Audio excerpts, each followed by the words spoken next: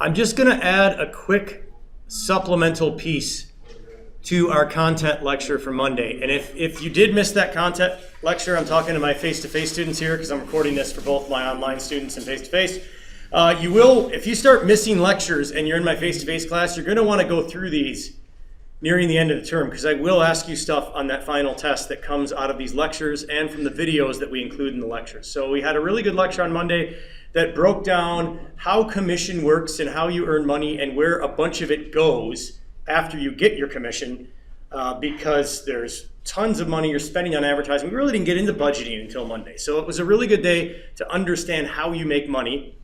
And I explained how commissions break down and all this kind of stuff. And during that process, I mentioned how you can make more money if you happen to be lucky enough to represent a seller and a buyer, which means, let's say you've listed a property, and this stroke of luck will really only happen to you if you get more listings. So you list the property, and as I explained Monday, when you list a property, you will offer a certain amount of your commission to another salesperson who might bring you a buyer, okay? And if you don't offer that,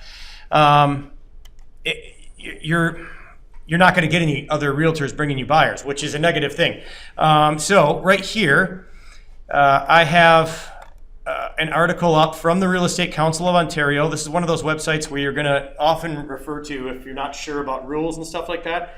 And this relates to multiple representation. So that's what it would be called if you had a situation where you listed a property and a buyer contacted you directly, which there's absolutely nothing wrong with that.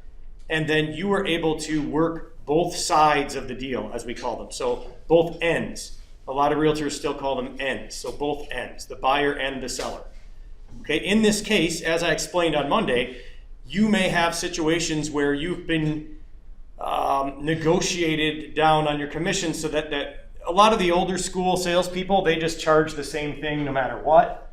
They're like, I'm going to do your commission at 4% or 4.5%. If there's another realtor, they get half. If there's not another realtor, I get the whole thing.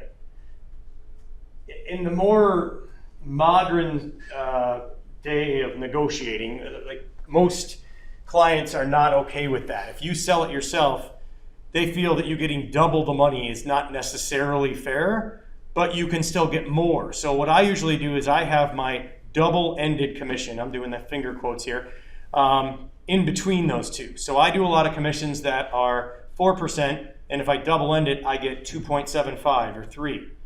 Okay, but there are a lot of things around a situation like that you have to be very careful with. So that's why I wanted to talk about multiple representation very briefly, and then this video will be done. It's just a quick supplemental thing to what we discussed on Monday.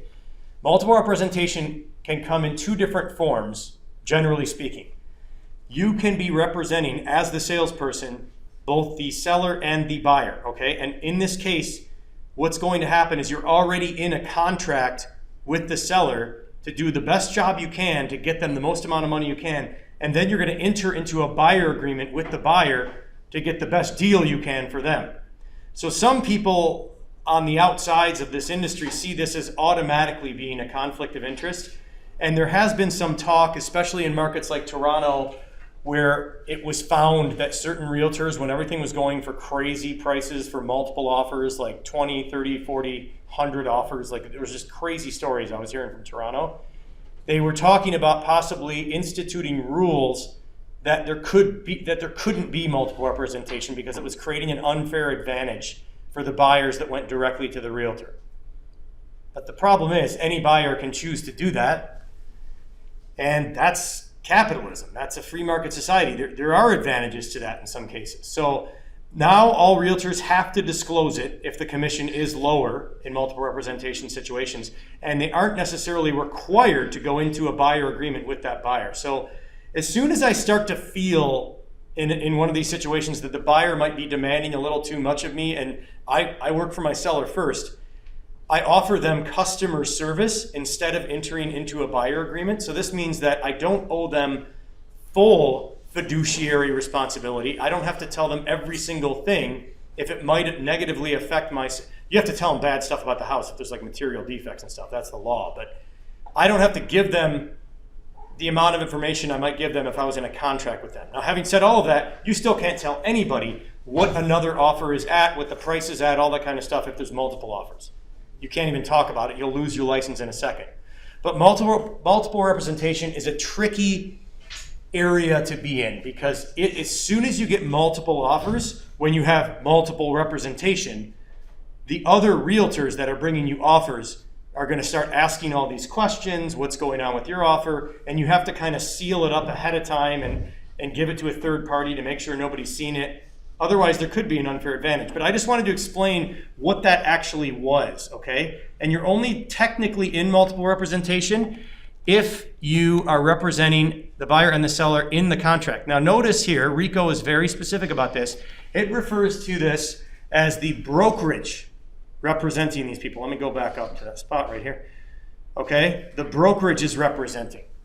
Because as I explained at the beginning of the course, the brokerage is the agent, not the salesperson or the realtor. The brokerage is actually the agent. So in a scenario where you have dual agency or multiple representation, it's the brokerage representing both sides. So you can actually have multiple representation, not only when the selling realtor represents both sides, but also when the selling realtor represents the seller, and then a buyer's realtor brings you an offer, but they work for the same brokerage. See what I'm saying? You guys understand that? Maybe, sort of. Rewatch, I'm going to ask questions about this. I specifically am doing a supplemental video because of it. It's a very important concept for you to understand because it's one of those things that will come up in conversations with people that don't even know real estate. And they're like, oh, what do you think of this multiple representation? I think it's super shady. It really isn't, as long as you honor the contract that you've agreed to with both sides, that you give them both the level of service you're supposed to, and that there is nothing shady going on, okay? So it can happen in two ways, and this is one of the things I wanted to make sure you understood. So you can Google this article from the Real Estate Council of Ontario. I'm not even gonna put the link in. Just Google RECO, multiple representation. So RECO, multiple representation, and this will explain how it works. Actually, I might link directly to the article in content because I might ask some questions about it, okay?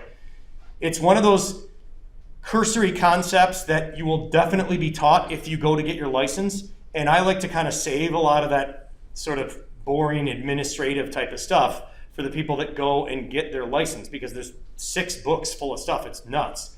But there are certain things that you just need to understand, even if you don't go on to be a salesperson in real estate. Like, this is a contract thing that may come up often where there could be conflicts of interest. So it's totally legal still. There's nothing wrong with it. You can make more money very often if you do both ends. You just have to be aware that if there's multiple offers coming in from other realtors, they might have a lot of questions for you about how that's working. But if the contract that you signed up with your seller is that you charge less commission if the buyer comes directly to you, they can't do anything about that. They just have to be more competitive on their side. They have the option to drop half of their commission, but they never do, right? Because and that's one of those situations I talked about on Monday where it's like, maybe you've been dragging this person around for up to 2 years trying to find a house, and there's no way you're dropping half your commission just to get the deal done. It doesn't seem right.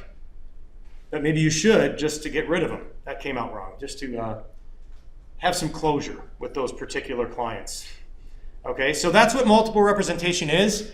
I sort of ran out of time on Monday to explain it. I want to make sure you guys understood it. That's all the time I want to spend on it, but I will ask about it on the test, especially now that I've done a separate video on it, and I will post this article link from RECO, which was updated back in 2016 when Toronto really started going nuts, and they had to keep re-explaining, not just to the realtors, but the mass public, that, you know, multiple representation situations are in this. I'll let you guys give it a quick read. It's not very long, okay, and it kind of explains everything in there.